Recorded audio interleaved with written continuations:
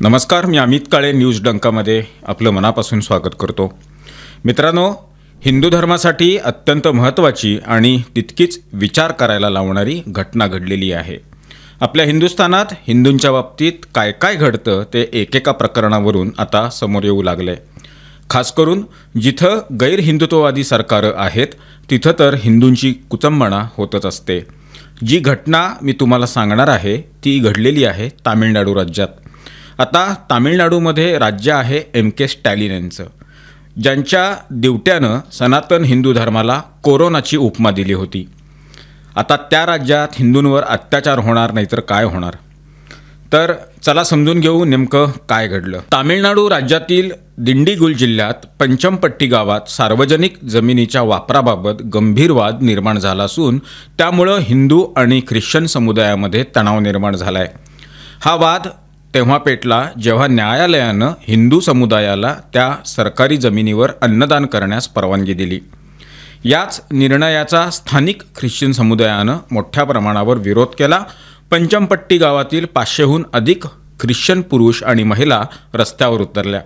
त्यांनी सरकारी जमिनीवर आयोजित होणाऱ्या हिंदू मंदिराच्या कुंभाभिषेकातील अन्नदान कार्यक्रमाचा विरोध केला।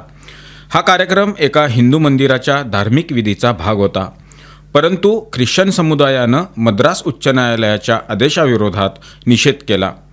दिंडीगुलचे जिल्हाधिकारी यांच्या कार्यालयासमोर आंदोलक जमले। त्यांनी सरकारी ओळखपत्र म्हणजेच आधार कार्ड परत देण्याची घोषणा केली। त्यांनी मुख्य मार्ग अडवून धरला, प्रशासनाविरोधात घोषणाबाजी केली। परिस्थिती तणावपूर्ण झालेली होती। शेवटी जिल्हाधिकारी S. सरवणन आणि पोलीस अधीक्षक A. प्रदीप यांनी आंदोलकांशी चर्चा केली। त्यानंतर आंदोलन मागे घेण्यात आलं, परंतु त्यानंतर पोलिसांनी काळ्या झेंड्यांसह झालेल्या आधीच्या आंदोलनात सहभागी सुमारे 100 जणांवर गुन्हे दाखल केलेत। हा वाद तेव्हा सुरू झाला जेव्हा स्थानिक हिंदू समाजानं मंदिराच्या कुंभाभिषेकानंतर सरकारी जमिनीवर अन्नदान आयोजित करण्याचा प्रस्ताव मांडला। ही जमीन मंदिर आणि चर्च या दोन्हीच्या मधोमध आहे। स्थानिक प्रशासनानं परवानगी नाकारली आणि त्यांनी असं सांगितलं त्यामुळं कायदा व सुव्यवस्थेचा प्रश्न निर्माण होऊ शकतो। यानंतर एका ग्रामस्थानं या निर्णयाला मद्रास उच्च न्यायालयात आव्हान दिलं। हा खटला न्यायमूर्ती G.R. स्वामीनाथन यांच्यासमोर आला। जमिनीचा मालकी हक्क तपासल्यानंतर कळलं की ती जमीन सरकारी व पंचायत मालकीची सार्वजनिक जमीन आहे। न्यायमूर्ती स्वामीनाथन म्हणाले, जर जमीन सरकारी आहे तर ती सर्वांसाठी खुली असायला हवी।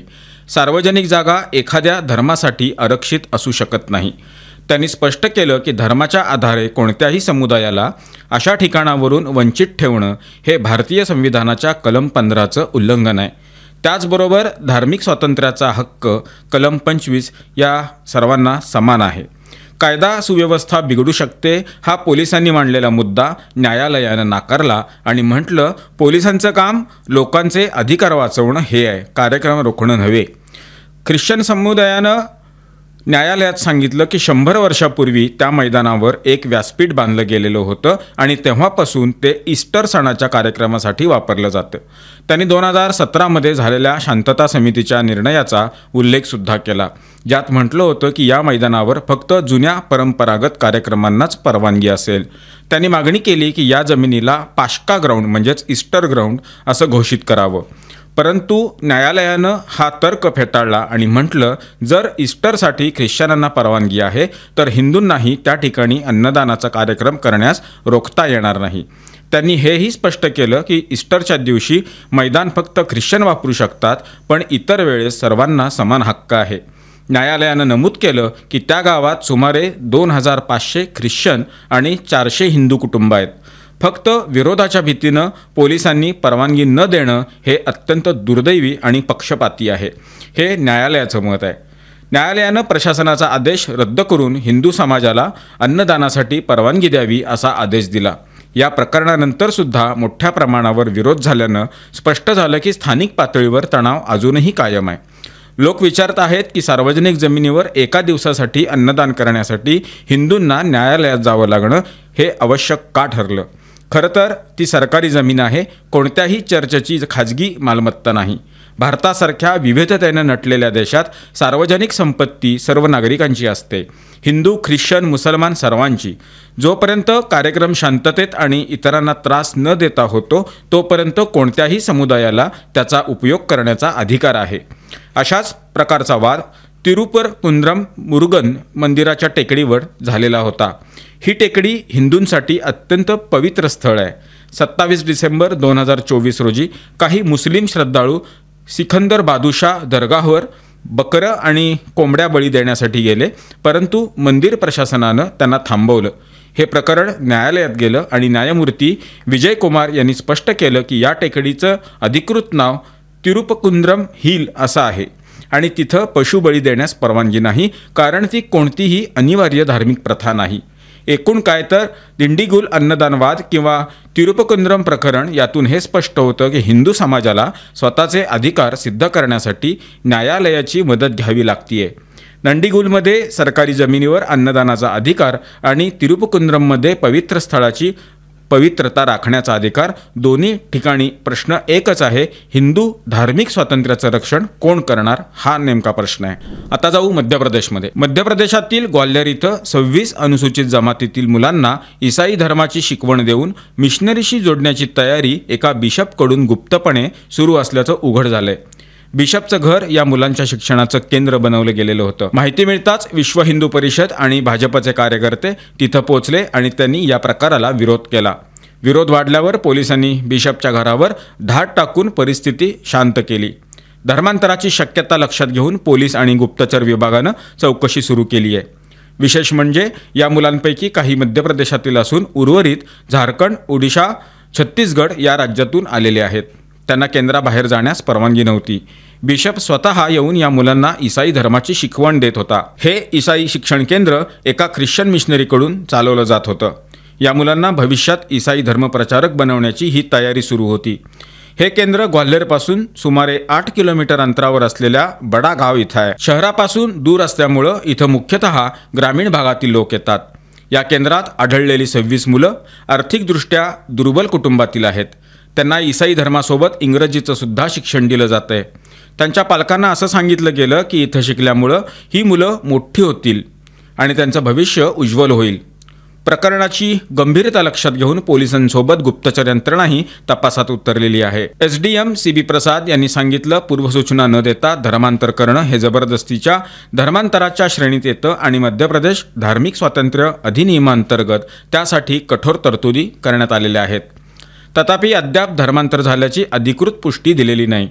ख्रिश्चन मिशनरीनेही या धर्मांतराच्या आरोपाचं खंडन केलंय. या मुलांना ज्या इमारतीत ठेवण्यात आलेलं होतं ती इमारत पूर्णपणे झाडांनी झाकलेली आहे, त्यामुळे ती सहज लक्षात येत नाही. ओडिशातील एका मुलानं सांगितलं त्याला ईसाई धर्माच्या पुस्तकांसोबत इंग्रजीसुद्धा शिकवलं जातं. त्याला हिंदी नीट येत नसल्यामुळं त्याला इंग्रजी शिकवून ईसाई धर्माचा प्रशिक्षक बनवण्याचं प्रशिक्षण सध्या दिलं जातं आहे. तसंच या मुलांना इमारतीच्या बाहेरसुद्धा जाण्यास परवानगी नव्हती. आता वृत्त आहे तंत्रज्ञान विषयातलं.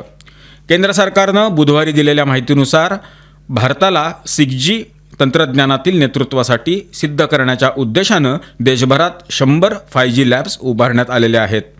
संचार मंत्रालयानुसार दूरसंचार विभागानं emerging science, technology and innovation conclave 2025 मध्ये भाग घेतला.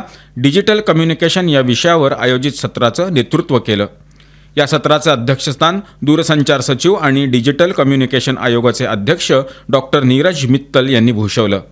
आपल्या भाषणात डॉक्टर मित्तल म्हणाले, दूरसंचार हा अर्थव्यवस्थेचा आणि सर्व विकसित होणाऱ्या तंत्रज्ञानाचा एक सक्षम आधारस्तंभ बनलाय. त्यांनी नमूद केलं, कनेक्टिव्हिटी ही सर्व उत्पादक उपक्रमांची पायाभूत गरज आहे आणि भारतातील दूरसंचार क्रांतीचा थेट परिणाम देशाच्या आर्थिक विकासावर दिसून येतो. डॉक्टर मित्तल म्हणाले, पंतप्रधान नरेंद्र मोदी यांच्या दूरदृष्टीमुळं भारतानं जगात सर्वाधिक वेगानं 5G रोलआउट पूर्ण केलेलं आहे. देशभरात 100 5G लॅब्स तयार करण्यात आलेले आहेत, ज्यामधून विविध उपयोग केस विकसित होतील आणि भारत 6G तंत्रज्ञानातील जागतिक नेतृत्वासाठी सिद्ध होईल. कनेक्टिव्हिटीची परिवर्तनकारी शक्ती आणि AIच्या वेगवान प्रगतीबद्दल बोलताना त्यांनी सांगितलं, हे क्षेत्र सर्वांसाठी अशक्य वाटणाऱ्या गोष्टी शक्य करण्याची नवीन संधी निर्माण करत आहेत. त्यांनी पंतप्रधान मोदींच्या दृष्टिकोनातून प्रेरित भारत 6G अलायन्स या अग्रणी उपक्रमाचा उल्लेख केला. त्यांनी सांगितलं, भारत 6G अलायन्सने अधिक जागतिक 6G संस्थांबरोबर 10 आंतरराष्ट्रीय करार केलेले आहेत आणि 2030 पर्यंत जागतिक 6G पेटंट्समध्ये भारताचा 10% वाटा असावा, हे त्यांचं उद्दिष्ट आहे. डॉक्टर मित्तल पुढे म्हणाले, पुढील पिढीच्या कम्युनिकेशनसाठी सरकारचा दृष्टिकोन बहुआयामी आहे. आता वृत्त आहे अमेरिकेमधून. अमेरिकेचे राष्ट्राध्यक्ष डोनाल्ड ट्रम्प यांच्या प्रशासनानं 20 जानेवारी रोजी पदभार स्वीकारल्यानंतर आत्तापर्यंत सुमारे 80,000 गैरप्रवासी व्हिसा रद्द केलेले आहेत. ही माहिती अमेरिकेच्या परराष्ट्र मंत्रालयातील एका वरिष्ठ अधिकाऱ्यानं 6 नोव्हेंबर रोजी दिली. हे व्हिसा त्या गैरप्रवाशांचे आहेत ज्यांची नावं भांडण, चोरी अशा विविध गुन्ह्यांशी संबंधित तपासांमध्ये समोर आली होती. ट्रम्प यांच्या सत्तेवर आल्यानंतर सुरू झालेल्या कारवाईत मोठ्या प्रमाणात स्थलांतरितांना देशाबाहेर हकलले गेले. यामध्ये वैध व्हिसा घेऊन येणारे अनेक लोकसुद्धा आहेत.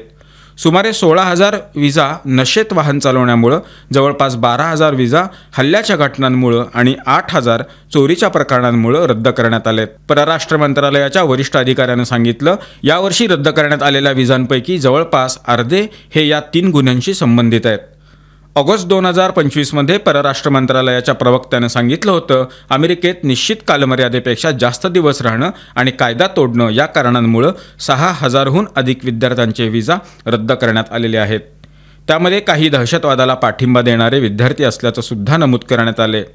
रूढीवादी नेता आणि ट्रम्प यांचे निकटवर्तीय चार्ली किर्क यांच्या हत्येबाबत सोशल मीडियावर केलेल्या पोस्टमुळे किमान 6 लोकांचे व्हिसा रद्द करण्यात आले. परराष्ट्र मंत्री मार्को रुबियो यांनी मेमध्ये सांगितलं होतं की त्यांनी हजारो लोकांचे व्हिसा रद्द केलेत. त्यामध्ये काही विद्यार्थी होते. रुबियो यांच्या मते हे लोक अशा क्रियाकलापांमध्ये सामील होते जे अमेरिकेच्या परराष्ट्र धोरणाच्या प्राधान्यांच्या विरोधात होते. याशिवाय अमेरिकेत येणाऱ्या प्रत्येक व्यक्तीवर कठोर नजर ठेवण्याचे निर्देशसुद्धा परराष्ट्र मंत्रालयानं दिलेले होते, जेणेकरून अमेरिकेविरुद्ध शत्रुत्व ठेवणारे किंवा अमेरिकेविरोधी इतिहास असलेले लोक देशात प्रवेश करू शकणार नाहीत. ट्रम्प प्रशासनातील अधिकाऱ्यांनी सांगितलं, फिलिस्तीनला पाठिंबा देणारे आणि गाझा युद्धात इस्रायल विरोधी मत व्यक्त करणारे विद्यार्थी, व्हिसाधारक किंवा ग्रीन कार्डधारक यांना देशातून हाकललं जाऊ शकतं. त्यांनी अशा कृतींना अमेरिकेच्या परराष्ट्र धोरणासाठी धोका म्हटलं असून त्या व्यक्तींवर हमास समर्थक असल्याचा आरोप लावलेला आहे. मित्रांनो, या व्हिडिओच्या माध्यमातून मांडण्यात आलेले विषय आपल्याला कसे वाटले याबद्दलची आपली मतं, आपल्या प्रतिक्रिया कमेंट बॉक्समध्ये लिहून अवश्य कळवा. व्हिडिओ आवडला असल्यास तो लाईक करा, जास्तीत जास्त लोकांच्यापर्यंत शेअर करा, आपल्या मित्रपरिवारामध्ये शेअर करा आणि आमचं चॅनल आठवणीनं सबस्क्राईब करायला विसरू नका. धन्यवाद आणि नमस्कार.